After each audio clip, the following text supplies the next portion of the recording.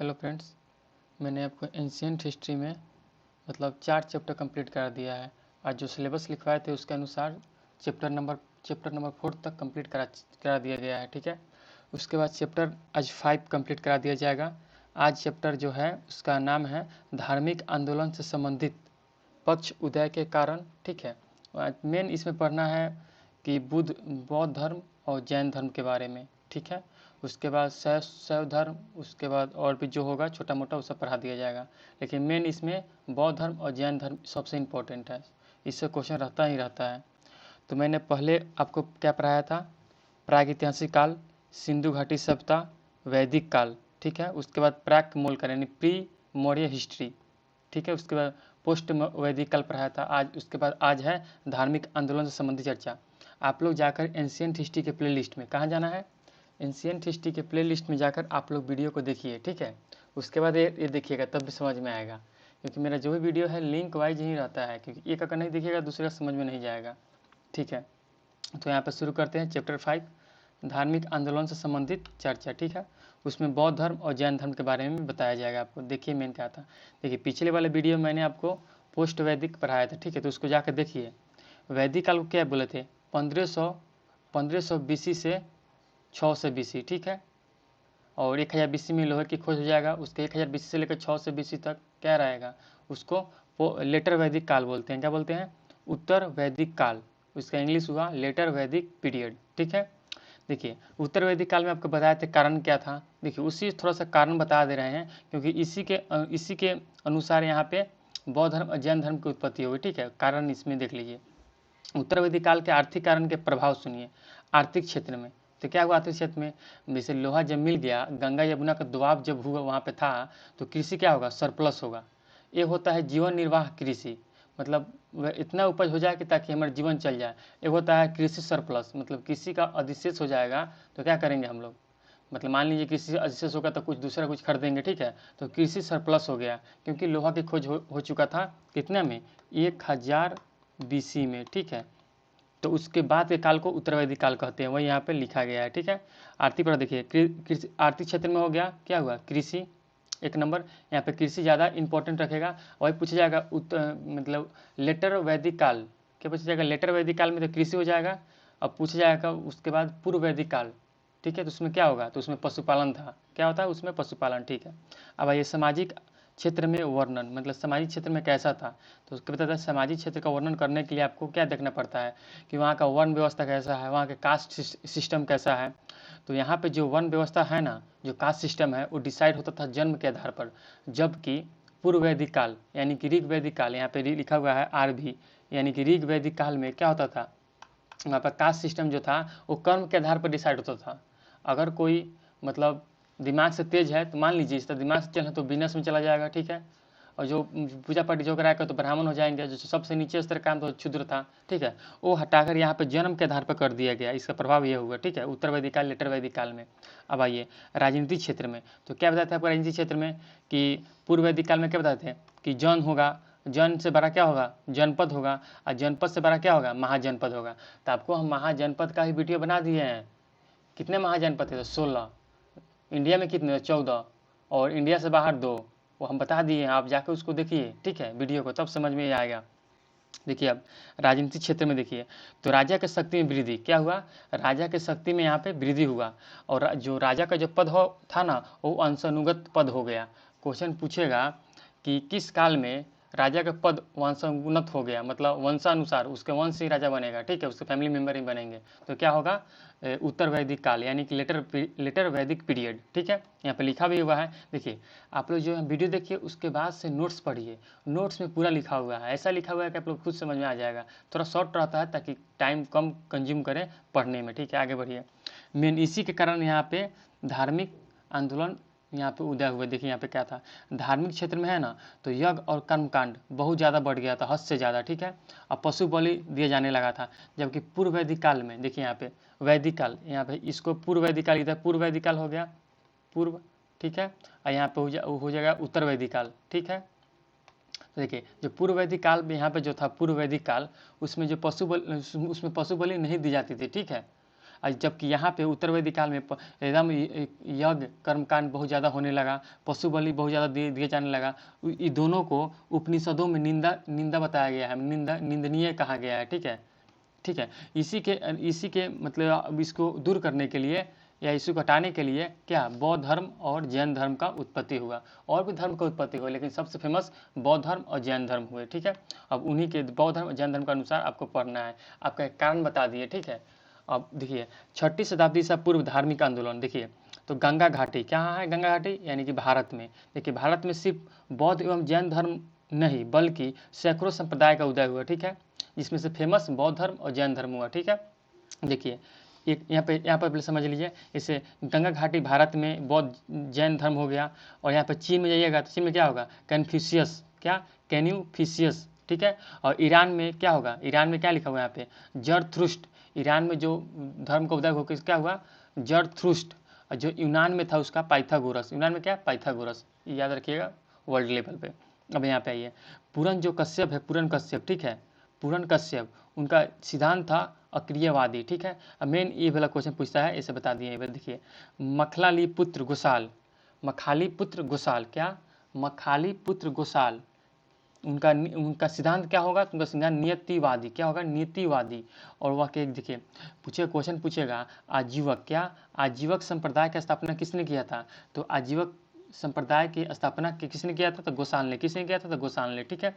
याद रखिए क्वेश्चन पूछेगा, बिंदुसार और अशोक या दशरथ कौन सा धर्म या कौन सा संप्रदाय अपनाए थे, तो क्या होगा, आजीवक संप्रदाय। क्या होगा, आजीवक संप्रदाय अपनाए थे, बिंदुसार अशोक। क्वेश्चन पूछा हुआ है, जाकर देखिए बीपीएससी में। अब यहाँ पे आइए, अब मेन यहाँ पे फैक्ट है। यहाँ पे जैन धर्म के 24वें तीर्थंकर कौन होंगे, तो महावीर स्वामी, जैन धर्म के। ठीक है। उनके बारे में बताया गया है। और तुलना के रूप में लिया गया है महात्मा बुद्ध, यानी कि बौद्ध धर्म, यानी उन्हीं को गौतम बुद्ध बोलते हैं। देखिए तो यूपीएससी बीपीएससी कभी तुलना करने की पूछती है, यूपीएससी तो नहीं, यूपीएससी जरूर पूछती है, बीपीएससी तो कभी फैक्ट पूछती है, लेकिन यूपीएससी तुलना दे देती है। ठीक है। इसीलिए तुलना की दृष्टि से आपको बांट दिया गया है यहाँ पे। और यहाँ पे महावीर जैन के बारे में बताया गया है, और यहाँ पे गौतम बुद्ध के बारे में बताया गया है। देखिए यहाँ पे क्या है, अब जैन धर्म के 24 तीर्थंकर कौन थे, तो महावीर स्वामी। बचपन का नाम क्या था, तो वर्धमान। बस इनको याद करते जाना है, कुछ भी समझने बात नहीं, बस इसमें थोड़ा सा दिमाग ला के याद करना पड़ेगा। क्वेश्चन पूछिए, जैसे आप खुद बताइए कि महावीर स्वामी को महावीर नाम क्यों पड़ा, तो महावीर नाम क्यों पड़ेगा, कुछ अच्छा काम कर्म किए रहेंगे, बहुत सब फेमस है। ठीक है। देखिए यहाँ पे अपनी साधना में अटल रहने तथा अतुल पराक्रम दिखाने के कारण उनका नाम महावीर पड़ा। ठीक है। महावीर याद रखिएगा। यहाँ पे भाई क्या महात्मा बुद्ध या बौद्ध धर्म, यानी को गौतम बुद्ध भी बोलते हैं। ठीक है। देखिए विष्णु के नौवे, क्या विष्णु के 9वें अवतार माने जाते हैं, क्या माने जाते हैं, विष्णु के 9वें अवतार माने जाते हैं महात्मा बुद्ध, यानी कि गौतम बुद्ध। ठीक है। अब बुद्ध का अगला अवतार बताया गया है मैत्रेयी, क्या होगा, मैत्रेयी, भावी बोधिसत्व में बताया गया है कि बुद्ध का अगला अवतार क्या होगा, मैत्रेयी होगा। ठीक है। देखिए क्वेश्चन पूछेगा, एशिया का प्रकाश, क्या एशिया का प्रकाश कुंज किसे कहा गया है, तो एशिया का प्रकाश कुंज क्या महात्मा बुद्ध को कहा गया है, क्या महात्मा बुद्ध को कहा गया है एशिया का प्रकाश कुंज। किसने कहा है, तो एडविन, क्या किसने कहा है, एडविन और नोनाल्ड, किसने कहा है, एडविन और नोनाल्ड ने कहा है। ठीक है। याद रखिएगा। बचपन का नाम क्या था, सिद्धार्थ, क्या था, खितार्थ, गोत्र क्या था, तो गौतम। ठीक है। इसलिए इनको गौतम बुद्ध भी कहा जाता है। अब बुद्ध नाम क्यों पड़ा, तो देखिए यहाँ पे कि बोधि प्राप्त करने के बाद बुद्ध कहलाए, यानी बोधि मतलब होता है ज्ञान, ज्ञान प्राप्त करने के बाद बुद्ध कहलाए। याद रखिएगा। अन्य नाम भी है, शाक्य मुनि भी है, तथागत भी है। शाक्य गणराज सिंह का था, संबंध था, इसलिए इनको शाक्य मुनि भी कहा गया। अब यहाँ पे देख लीजिए, अब जन्म के बारे में थोड़ा देख लीजिए। एनसीईआरटी के अनुसार, जो ओल्ड एनसीईआरटी है उसके अनुसार 540 ईस्वी बताया गया है। ठीक है। लेकिन जो अब यहाँ पे रियल ई होगा 599, क्या होगा जन्म। क्वेश्चन पूछेगा कि महावीर स्वामी जी का जन्म कब हुआ, तब 599 क्या होगा, 599। ठीक है। यहाँ पे ईसा पूर्व 599 ईसा पूर्व याद रखिएगा। और क्वेश्चन पूछेगा महात्मा बुद्ध का जन्म कब हुआ, तो 563, क्या 563। और इस्तांबुल क्या था, यानी कि प्रतीक क्या था, तो कमल, क्या था, कमल। बस इतना याद रखना है, इसमें फैक्ट है, दूसरा कुछ नहीं, इसमें फैक्ट आपको याद करना पड़ेगा। जन्म स्थान देख लीजिए, तो वैशाली के निकट कुंडग्राम में, क्या वैशाली के निकट कुंडग्राम में, याद रखिएगा। और यहाँ पे नेपाल में स्थित लुम्बिनी में, बस इतना याद रखिएगा।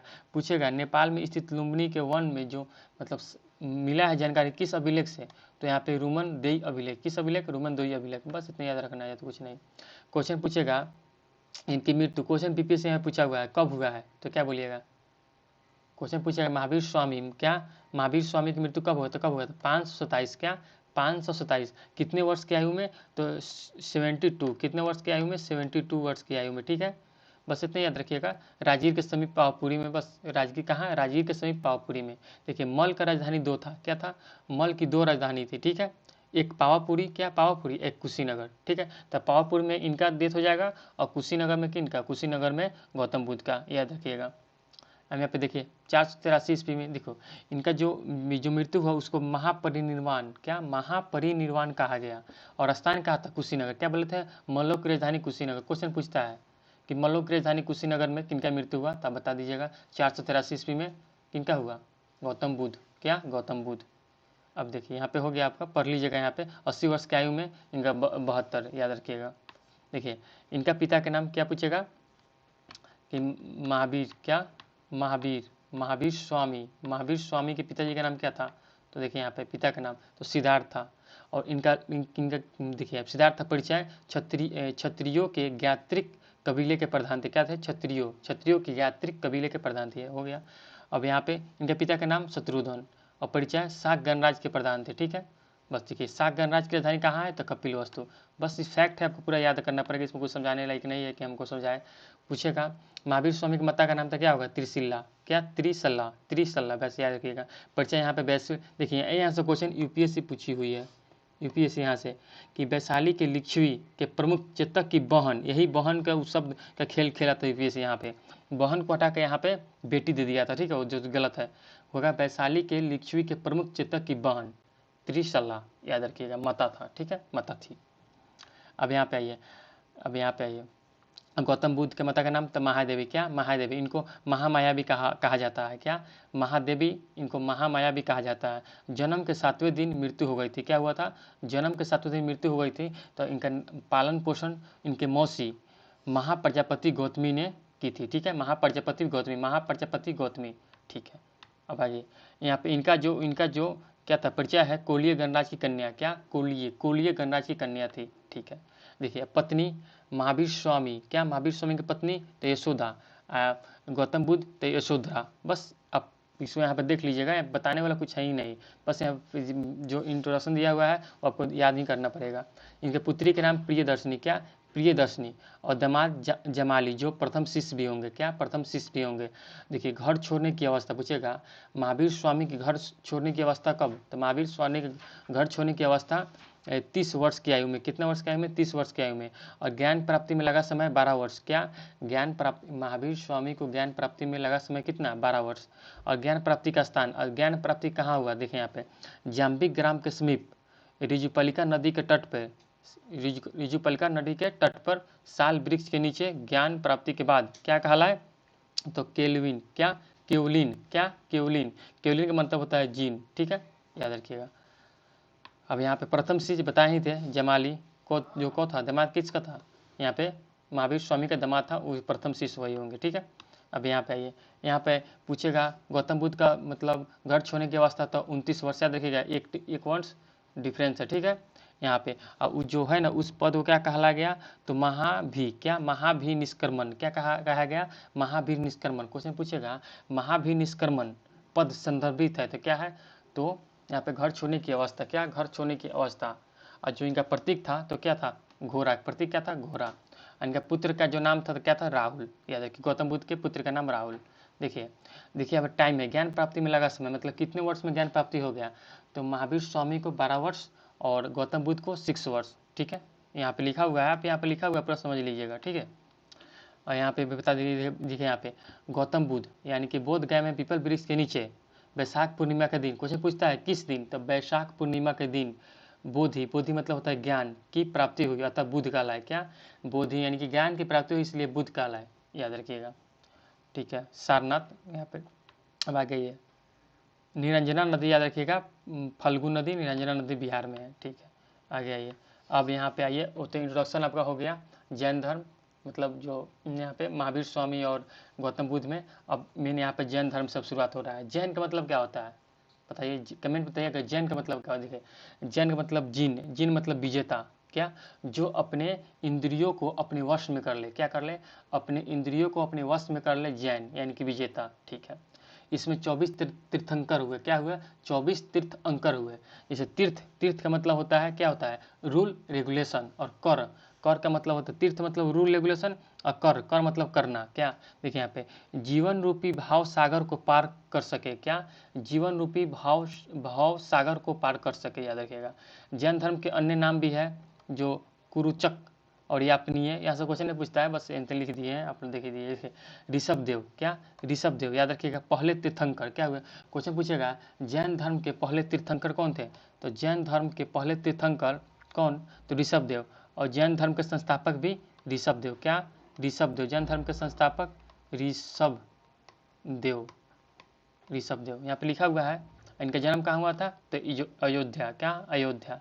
देखिए यहाँ पे देखिए ऋग्वेद, देखिए ऋग्वेद में इनकी चर्चा पूछेगा, ऋषभ देव की चर्चा कहाँ है? तो ऋग्वेद में है। कहाँ है? ऋग्वेद में है, यहाँ पे लिखा हुआ है। देखिए 24 तीर्थंकर में से 2 तीर्थंकर का ऋग्वेद में उल्लेख है। आरभी मतलब ऋग्वेद। 24, देखिए जैन धर्म के 24 तीर्थंकर हुए, उसमें से 2 तीर्थंकर का ऋग्वेद में उल्लेख है। एक तो ऋषभ देव बता दिए आपको, और एक जो 22वें तीर्थंकर है अष्टियोनेमी। क्या? अरिष्ट नेमी। क्या? अरिष्ट नेमी।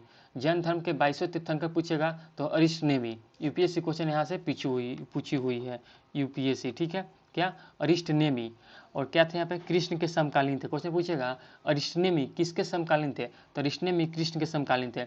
अब प्रतीक हो जाएगा शंख। क्या हो जाएगा? शंख। शंख नहीं होता है बजाने वाला, वो शंख हो जाएगा, ठीक है। अब आगे बढ़िए। ऋषभ देव के 2 पुत्र थे, एक तो भरत, क्या थे? एक भरत थे, उन्हीं के, ऐसा माना जाता है कि जैन धर्म के जो ऋषभ देव के पुत्र थे भरत, उन्हीं के नाम भरत नाम पड़ा, लेकिन ऐसा मान्यता है, इसमें कोई नहीं है। आप आगे चलिए। यहाँ पे एक बाहुबली। क्या? एक बाहुबली। देखिए तो बाहुबली है तो कहाँ है? देखिए बाहुबली जो एक मूर्ति है गोमतेश्वर, यहाँ से क्वेश्चन यूपी से पूछी हुई है कि गोमतेश्वर, यहाँ पे समझिए कि सरवनवेल गोला में गोमतेश्वर की विशाल प्रतिमा किसने बनवाया? तो क्या हुआ? चामुंडराय। किसने? तो चामुंडराय। किसने बनवाया? तो चामुंडराय ने, ठीक है। बाहुबली कर्नाटक, याद रखिए कर्नाटक हासन जिला, सरवनवेल गोला।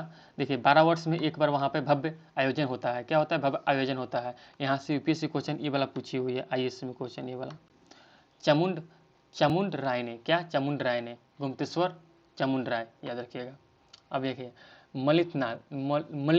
देखिए मलिनाथ को 2 मान्यता है। श्वेतांबर लोग इन्हें स्त्री मानते हैं, जबकि दिगंबर इन्हें पुरुष मानते हैं। बस ये फैक्ट है कि कभी कभी कहीं कथन के रूप में दे दे तो यहाँ पे आप देख लीजिएगा, ऐसे ये पूछेगा नहीं, ऐसे आप देख लीजिएगा, इसको कथन के रूप में अगर दे दे तो देख लीजिएगा, ठीक है। देखिए यहाँ पे पार्श्वनाथ। क्या? पार्श्वनाथ। तो पहले ऐतिहासिक तीर्थंकर। क्या? जैन धर्म के पहले ऐतिहासिक तीर्थंकर, लेकिन उनसे स्थान है क्या है? 23वें। 24वें क्या होंगे जो आपको हम बताए थे, कमेंट में बताइएगा। और यहाँ पे 23 हो जाएगा पारसनाथ। क्या? पारसनाथ। पिता काशी के अश्वसेन। और देखिए यहाँ पे इनको ज्ञान कहाँ मिला है? यहाँ से क्वेश्चन पूछा हुआ है, तो यहाँ पे ज्ञान मिलेगा इनको सम्मेद पर्वत पर। कहाँ? सम्मेद पर्वत पर, ठीक है। और जो ज्ञान मिलेगा उनका इस्तांबुल इस समय करते हैं तो सर्फ फन, साफ नहीं होता है, सार्फ यानी कि सर्फ फन, याद रखिएगा। अब आ गया महावीर स्वामी। क्या? महावीर स्वामी। तो जैन संघ की स्थापना, कुछ जैन संघ की स्थापना किसने किया? तो जैन संघ की स्थापना महावीर स्वामी ने। किसने? महावीर स्वामी ने। इसमें महिलाओं को भी शामिल करने का ऑर्डर था, ठीक है, याद रखिएगा। देखिए प्रचार प्रसार के लिए, मतलब प्रचार प्रसार के लिए 11 गंधर्व की नियुक्ति किए गए, ठीक है। क्या? 11 गंधर्व की नियुक्ति किए गए, ठीक है। उसमें से देखिए सुधर्मन। क्या? सुधर्मन जो 20 वर्षों तक यहाँ पे गंधर्व के पोस्ट पर रहे। देखिए जैन संघ का अध्यक्ष। क्या? जैन संघ का अध्यक्ष कौन? सुधर्मन 20 वर्ष तक। उसके बाद जम्बू 44 वर्ष तक रहे, ठीक है। बस ऐसे फैक्ट के लिए आप याद रखिएगा, ऐसे क्वेश्चन इससे नहीं पूछना चाहिए।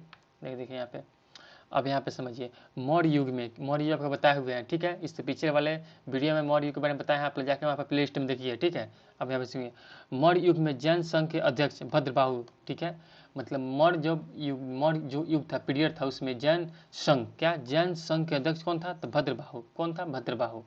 देखिए तो चंद्रगुप्त मौर्य मतलब उस टाइम में अकाल पड़ गया था। क्या पड़ गया था? उस टाइम में अकाल पड़ गया था, ठीक है। तो यहाँ पे भद्रबाहु और चंद्रगुप्त मौर्य लोग कर्नाटक चले गए, ठीक है। और कर्नाटका में जाकर, कहाँ जाकर? कर्नाटका में जाकर चंद्रगुप्त मौर्य ने संलेखना, कौन सा पत्ती? संलेखना पत्ती। क्या? संलेखा पत्ती से अपने प्राण की त्याग त्याग दिए, अपने प्राण त्याग दिए। ठीक है, देखिए संलेखा पति क्या होता है, या उसी को काया कलेश नहीं होता है, गांव में लोग बोला जाता है कि काया कलेश नहीं है क्या, मतलब खाना पीना छोड़ देना, क्या कर देना, खाना पीना एकदम साफ छोड़ देना, उसी को काया कलश, खाना पीना छोड़ देना। ठीक है, काया कलश याद रखिएगा। संलेखना पद्धति से देखिएगा, संलेखना पद्धति से कर्नाटका के श्रवण बेलगोला में। ठीक है, चंद्रगुप्त मौर्य अपने प्राण त्याग दिए। ठीक है, याद रखिएगा। अब यहाँ पे आइए, अस्तुल भद्र एक बता दें, क्या बता दें, एक यहाँ पे देखिए भद्रबाहु, एक अस्तुल भद्र। देखिए फर्स्ट जन संगीति, क्या फर्स्ट जन संगीति कहाँ होगा, तो पाटलिपुत्र में। याद रखिएगा, फर्स्ट जन संगीति कहाँ होगा, तो पाटलिपुत्र में। अध्यक्ष तो अस्तुल भद्र, कौन रहेंगे, अस्तुल भद्र। जैन 12 अंगों का संकलन होगा, क्वेश्चन पूछेगा जैन के 12 अंगों का संकलन कहाँ हुआ, तो जैन के 12 अंगों का संकलन फर्स्ट बौद्ध संगीति पाटलिपुत्र में। अध्यक्ष अस्तुल भद्र रहेंगे। ठीक है, और शासक क्वेश्चन यहाँ से पूछा हुआ है, शासक तो क्या रहेंगे, चंद्रगुप्त मौर्य, क्या चंद्रगुप्त मौर्य। और अस्तुल भद्र का मतलब अस्तुल भद्र, देखिए अस्तुल भद्र क्या है कि जो श्वेत वस्त्र धारण करते थे, क्या श्वेत वस्त्र पहनते थे। देखिए यहाँ बताया भी गया है। देखिए फर्स्ट जैन संगीति में मतलब जैन धर्म 2 भागों में बट गया, क्या हो गया, फर्स्ट जैन संगीति में जैन धर्म 2 भागों में बट गया। एक हो गया श्वेतांबर, क्या हो गया, श्वेतांबर, और एक आपका हो गया दिगंबर। ठीक है, श्वेतांबर के जो नेता थे क्या था, अस्तुल भद्र, और जो दिगंबर, देखिए दिगंबर मतलब जो श्वेत वस्त्र पहनते थे। ठीक है, 12 अंकों का क्या होगा संकलन, और उत्तर में क्षेत्र, उत्तर में। यहाँ पे देखिए दिगंबर मतलब जो नग्न रहते थे। क्वेश्चन पूछेगा कि दिगंबर में लोग नग्न रहते थे, तो ठीक है दिगंबर में जो नग्न रहते थे। ठीक है, अब भद्रबाहु क्या था, इसमें भद्रबाहु 12 अंगों का संकलन इसमें नहीं हुआ, दक्षिण में यह चला। ठीक है, आगे चलिए। सेकेंड जैन संगीति, क्वेश्चन पूछेगा सेकेंड जैन संगीति कब हुआ, तो 513 एडी या 526 एडी, 6ठी शताब्दी से पूर्व।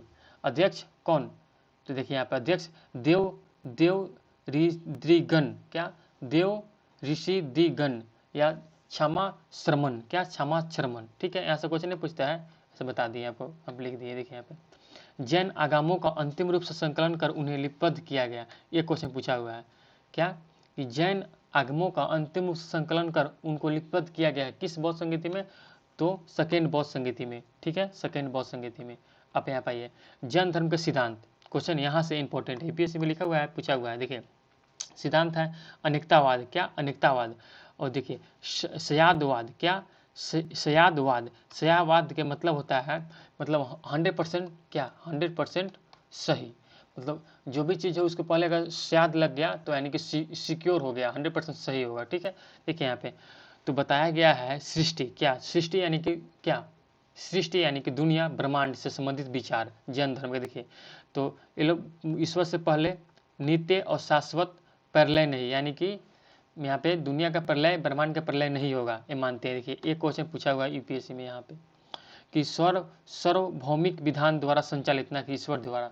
जैन धर्म मानते हैं कि ब्रह्मांड जो है ईश्वर द्वारा संचालित नहीं है, वहाँ पे सार्वभौमिक, क्या सार्वभौमिक विधान द्वारा संचालित है। ठीक है, या ईश्वर से पहले भी है, याद रखिए यहाँ पे बताया गया है, यहाँ पे देख लीजिएगा। अब आगे आइए, यहाँ पे उसी में है जो फॉलो मतलब क्या होता है, फॉलोअर्स, उसी को आश्रय बोला गया है। ठीक है, और यहाँ पे उसके बाद फॉलो करना मतलब क्या संवर। ठीक है, उसमें त्रिरत्न है, क्या है त्रिरत्न है, एक क्वेश्चन बस याद रखिएगा, सम्यक दर्शन, सम्यक आचरण और सम्यक ज्ञान। ठीक है, और जो पंच महाव्रत है, क्या है पंच महाव्रत, उसको कहा गया इसमें अहिंसा, अस्तेय, अमृता, अपरिग्रह, ब्रह्मचर्य। अपरिग्रह मतलब धन इकट्ठा नहीं करना, ब्रह्मचर्य अपनाना, अहिंसा, अस्तेय। ठीक है, यहाँ पे है देखिए अनु क्या है पंच अनुव्रत, क्या पंच अनुव्रत गृहस्थ के लिए। ठीक है, अब पंच महाव्रत यहाँ पे जो 5 सिद्धांत दिया गया है उसके लिए यहाँ पे पड़े हुआ है। ठीक है, अब यहाँ पे आइए, अब बौद्ध धर्म क्या है, बौद्ध धर्म के 4 आर्य सत्य क्या है। देखिए तो बौद्ध धर्म क्या है कि दुख है, क्या है दुख है, दुख समुदाय है, दुख निरोध है, और दुख निरोध गामिनी प्रतिपदा। ठीक है, देखिए दुख है, दुख समुदाय है यानी कि दुख का कारण भी है। ठीक है, उसी को यहाँ पे बताया गया है। ठीक है, बताइए दुख निरोध यानी कि दुख के कारण का निवारण किया जा सकता है, क्या है दुख के कारण का निवारण किया जा सकता है। ठीक है, दुख के निवारण का मार्ग है। ठीक है, यहाँ पे आइए, अब शिक्षा एवं मान्यताएं। देखिए नास्तिक किसे बोलते हैं, कमेंट बताइएगा। देखिए वेदों की प्रामाणिकता, मतलब वेदों के जो प्रामाणिकता है उसको, क्या वेदों के प्रामाणिकता को स्वीकार ना करने वाला को नास्तिक बोलते हैं। देखिए अनिश्वरवादी, क्या अनिश्वरवादी, ईश्वर की सत्ता में यकीन ना रखने वाला अनिश्वरवादी। ठीक है, मूर्ति पूजा का विरोध, देखिए यहाँ पे मूर्ति पूजा का विरोध क्लियर करेंगे, लेकिन बाद में जो महान शाखा जो टूट कर बनेगा उसमें मूर्ति पूजा सब चलने लगेगा। ठीक है, कर्मकांड का विरोध याद रखिएगा। देखिए यहाँ पे मध्यम मार्गी, क्या मध्यम मार्गी, क्वेश्चन पूछेगा यहाँ पे कि बौद्ध धर्म क्या, तो मध्यम मार्गी, क्या मध्यम मार्गी। अब यहाँ पे आइए, देखिए पुनर्जन्म ये मानेंगे, याद रखिए पुनर्जन्म ये मानेंगे, ये वाला छोड़ दीजिए, इम्पोर्टेंट नहीं है।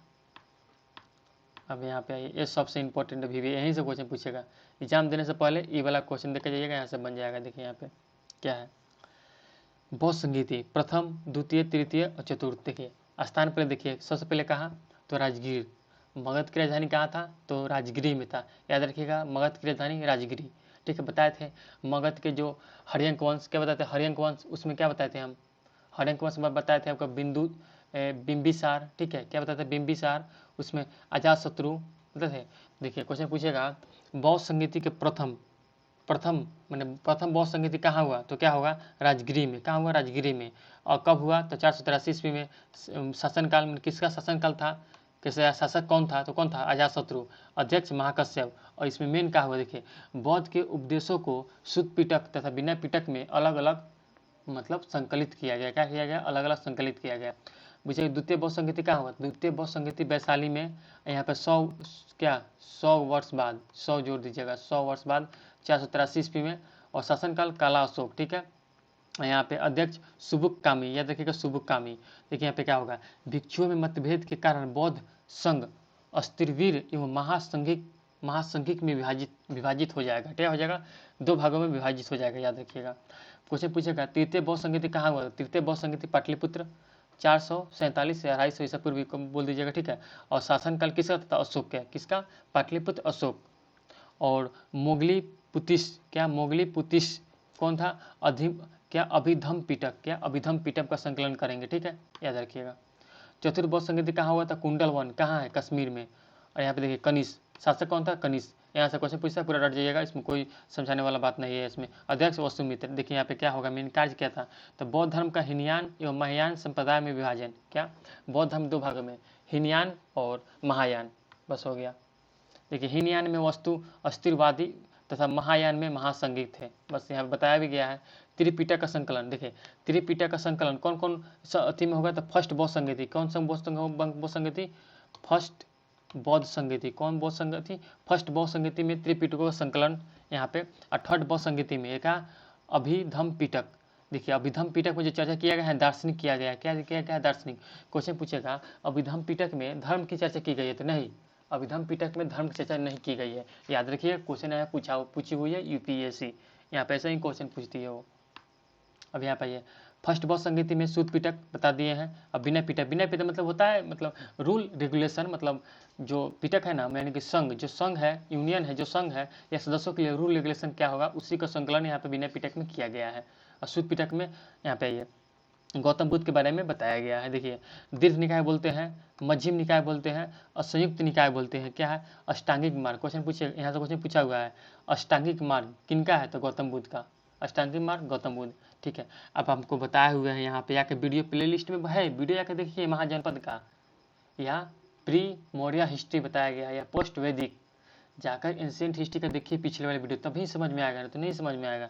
आगे देखिए अंगुत्तर निकाय, क्या अंगुत्तर निकाय में बताया गया है कि 16 महाजनपद, और जैन धर्म के बताया गया है। ठीक है, कि अंगुत्तर निकाय 16 महाजनपद, याद रखिएगा अंगुत्तर निकाय 16 महाजनपद बौद्ध धर्म, याद रखिएगा। जातक निकाय में जातक कथाओं की चर्चा किया गया है, जातक निकाय तो उसमें जातक कथा हो गया, यानी कि कथा है किसका, तो गौतम बुद्ध का, बस याद रखिएगा, इतना ही याद करना है। ठीक है, सेकेंड बौद्ध संगीति में विभाजन हो गया, क्या हो गया, सेकेंड बौद्ध संगीति में विभाजन हो गया। ऊपर यहाँ पे लिखा हुआ है सब, यहाँ पे शॉर्टकट में यहाँ पे पूरा लिखा हुआ है, आप यहाँ पे देख लीजिएगा शॉर्टकट पूरा, उसी को यहाँ पे समझाया गया है। ठीक है, यहाँ पे देखिए, इधर चला गया, यहाँ देखिए सेकेंड बौद्ध संगीति में विभाजन, देखिए महासंघिक। ठीक है, महासंघिक मतलब जो परिवर्तन चाहते हैं। ठीक है, अब पूर्वी भिक्षु, यहाँ पे मैप बना लीजिए, यहाँ पे मार दीजिए, तो यहाँ इधर जो रहेंगे पूर्वी और इधर यहाँ पे हो जाएगा क्या, पश्चिमी, तो उसी को बताया गया है। ठीक है, मैप आप लोग कमेंट कीजिएगा तो क्लास लग जाएगा मैप का। देखिए यहाँ पे परिवर्तन। ठीक है, पूर्वी भिक्षु केंद्र वैशाली, कहाँ है, केंद्र वैशाली, कहाँ केंद्र वैशाली। और महायान क्या महायान संप्रदाय, याद रखिएगा महायान संप्रदाय, जो आगे चलकर महायान संप्रदाय में बढ़ जाएंगे। अस्थिरवीर या थेरावादी, क्या अस्थिरवीर या थेरावादी, ठीक है। महाकच्यायन, ठीक है, पश्चिमी भिक्षु, केंद्र उज्जैन यानी कि एमपी, हिनयान संप्रदाय, याद रखिएगा। बस इतना ही, मेन जो बौद्ध संगीत हुआ है ना 4 को, उसी को याद रखना है, बाकी कुछ याद नहीं रखना है। देखिए हिनयान क्या है, देखिए निम्नमार्गी रूढ़िवादी, क्या निम्न मार्गी है रूढ़िवादी, और मांस मदिरा ये सब का सेवन नहीं, पाली भाषा में, ठीक है। देखिए यहाँ पे जो हिनयान है ना, क्या है, जो हिनयान है, क्या है, जो हिनयान है वो बुद्ध को महापुरुष मानते हैं। हिनयान लोग बुद्ध को महापुरुष मानते हैं, इसलिए क्या करेंगे, अगर आप लोग महापुरुष मानेंगे तो पूजा नहीं ना करेंगे, तो मूर्ति पूजा ये लोग नहीं करेंगे। उसमें पूछेगा हिनयान में मूर्ति पूजा होता था? नहीं, हिनयान में मूर्ति पूजा नहीं होती थी, याद रखिएगा। अब महायान, महायान शाखा, यहाँ पे शाखा है मेन, लगा दीजिएगा। महायान शाखा में ये लोग परिवर्तन चाहते थे, ठीक है। मांस का अलाउ था, संस्कृत भाषा में, ठीक है। देखिए यहाँ पे बुद्ध को ये लोग देवता मानते हैं, ठीक है। तो क्या करेंगे, जब हम देवता मानेंगे किसी चीज़ को, तो हम क्या उनका पूजा करेंगे, तो पूजा यहाँ पे होगा, जिसका साक्ष्य हमको मथुरा एवं गंधार कला से मिली हुई है। बुद्ध की मूर्ति के बारे में कौन था, मथुरा एवं गंधार कला में, ठीक है। आगे चलकर हिनयान 2 भागों में बढ़ जाएगा, क्या होगा, आगे चलकर हिनयान 2 भागों में बढ़ जाएगा। ये यहाँ से कभी हो सकता है क्वेश्चन यूपीएस से पूछ सकते हैं, बीपीएस से यहाँ से क्वेश्चन नहीं पूछती है, ठीक है। बस आपको यहाँ पे पढ़ लेना है, ठीक है। देखिए महायान शाखा, देखिए यहाँ से, ठीक है, यहाँ से क्वेश्चन जो है, यहाँ से क्वेश्चन, देखिए महायान शाखा क्या है, शून्यवाद, क्या शून्यवाद, ठीक है, शून्यवाद या सापेक्षवाद। देखिए प्रवर्तक कौन रहेंगे, तो नागा अर्जुन, नागा अर्जुन को भारत के आइंस्टीन भी कहा जाता है। नागा अर्जुन को भारत की आइंस्टीन भी कहा जाता है, भारत के आइंस्टीन भी कहा जाता है, याद रखिएगा। क्वेश्चन यहाँ से पूछेगा शून्यवाद के प्रवर्तक, तो नागा अर्जुन। पूछेगा किसके दरबार में रहते थे, तो नागा अर्जुन कनिष्क के दरबार में, ठीक है, कनिष्क, क्या रखिएगा, कनिष्क के दरबार में। पुस्तक तो मध्यमिक कारिका, क्या मध्यमिक कारिका, सिद्धांत सापेक्षवाद का सिद्धांत। क्वेश्चन शायद पूछा हुआ है बीपीएससी, यहाँ से क्वेश्चन, यहाँ से बीपीएससी पूछा हुआ है कि सापेक्षवाद का सिद्धांत, तो नागार्जुन हो गया, ठीक है। अब यहाँ पे आइए, बोधिसत्व क्या है, देखिए बोधिसत्व, ठीक है। तो निर्वाण, क्या निर्वाण, खुद का निर्वाण प्लस अन्य को हेल्प करना, खुद का निर्वाण प्लस अन्य को हेल्प करना। तो क्या होगा, यहाँ पे समाजवाद होता है, उसी को यहाँ पे समिष्टगत, क्या समिष्टगत, सभी को लेकर चलना, सभी को हेल्प करना, ठीक है। देखिए यहाँ पे नाम बोधिसत्व, देखिए यहाँ पे मैत्रेय, आपको बताए हुए हैं, मैत्रेय क्या प्रतीक, क्या कलशधारी, क्या बताए थे कि भावी बुद्ध मैंने अवतारवाद के रूप में बताया गया है, अवतारवाद। देखिए अवतारवाद, ठीक है, ओ मैंने नीचे, अवतार मतलब अवतार लेना, यानी ठीक है, तो भावी बुद्ध, याद रखिएगा। मंजूश्री तो खरकधारी, क्या प्रतीक, क्या है खरकधारी। गुण बौद्धि का, क्या बुद्धि का प्रतीक, क्या है खरकधारी, प्रतीक गुण क्या है, तो बुद्धि का प्रतीक। मंजूश्री खरकधारी बुद्धि का प्रतीक। और अलौकिक तेश्वर, क्या अलौकिक तेश्वर, अलौकिक तेश्वर। पदम, क्या पदम पानी, क्या पदम पानी, हाथ में कमल लिए हुए हैं, आप गूगल में जाकर देख लीजिएगा इसको लिखकर। प्रधान बोधिसत्व, क्या गुण दिया था, प्रधान बोधिसत्व, बस याद रखना है, इतना ही। अब यहाँ पे थोड़ा देखिए, यहाँ पे बौद्ध धर्म के प्रसार, प्रचार और पतन के कारण। देखिए यहाँ पे प्रसार क्या हुआ, तो देख लीजिए, बुद्ध का आकर्षक एवं प्रभावपूर्ण व्यक्तित्व, क्या बुद्ध का आकर्षक एवं प्रभावपूर्ण व्यक्तित्व था, फेमस था। देखिए बौद्ध संघ की स्थापना हुआ था, ठीक है, प्रचार करवाने के लिए। सरल भाषा में था, सरल था, पाली भाषा में, ठीक है। समर्थन अजातशत्रु, यानी कि बौद्ध संगति जब होगा तो क्या, बौद्ध संगति क्यों होगा, प्रचार करवाने के लिए नहीं होगा, ठीक है। बौद्ध संगति क्यों होगा, प्रचार करवाने के लिए होगा, ठीक है। फर्स्ट बौद्ध संगति, सेकेंड बौद्ध संगति, थर्ड बौद्ध संगति और फोर्थ बौद्ध संगति। यानी देखिए फर्स्ट बौद्ध संगति किसके काल में, तो अजातशत्रु, याद रखिएगा, ए माने अजातशत्रु और के याद रखिएगा, ठीक है।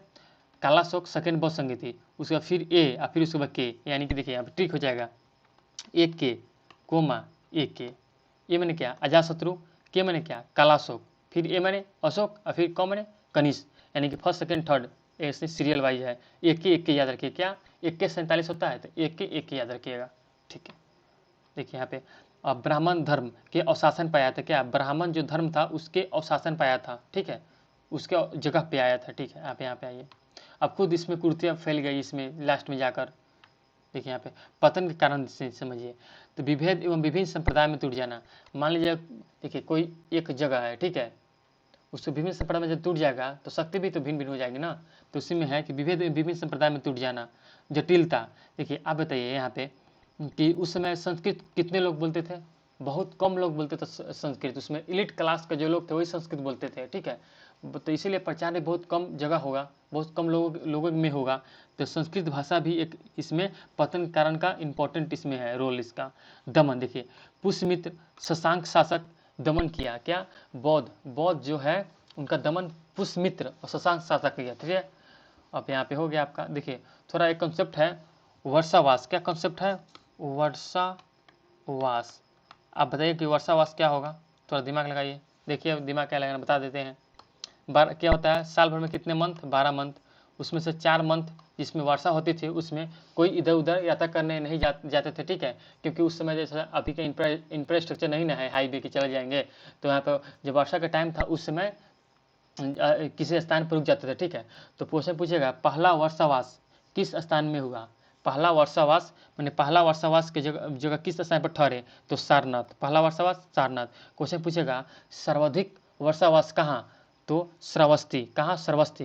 क्वेश्चन पूछेगा कि मतलब देखिए सर्वाधिक यहाँ पे जब ठहरेंगे तो प्रचार प्रसार तो यहीं पे ना होगा, जैसे 4 मंथ में रुक जाएंगे के बार श्रावस्ती में, ठीक है। और अंतिम वर्षावास क्या, अंतिम वर्षावास वैशाली में, ठीक है। देखिए समाप्ति के बाद, समाप्ति मैंने वर्षावास जब समाप्त हो जाए, जब वर्षा की ऋतु जब समाप्त हो जाता था उसके बाद एक पर्व होता था, उस पर्व का नाम है पौरन, क्या नाम है, पौरन। उसी को पति मुख भी कहते हैं, ठीक है, कहते थे। बस हो गया आपका यहाँ पे बौद्ध धर्म जंदा समाप्त हो गया। उसके बाद है आपका वैष्णव धर्म एवं इसका विकास, वो आपको बाद में बता दिया जाएगा, ठीक है। अब आप लोग सुनिए यहाँ पे थोड़ा देखिए, आपका चैप्टर 5 कंप्लीट हो गया, 5 तक, ठीक है। प्ले लिस्ट में आप लोग जाइए, कहाँ जाइए, प्ले लिस्ट में एंशियंट हिस्ट्री का, कौन सी हिस्ट्री, एंशियंट हिस्ट्री का प्ले लिस्ट में जाइए, उसमें जाकर जितना वीडियो है उसको देखिए।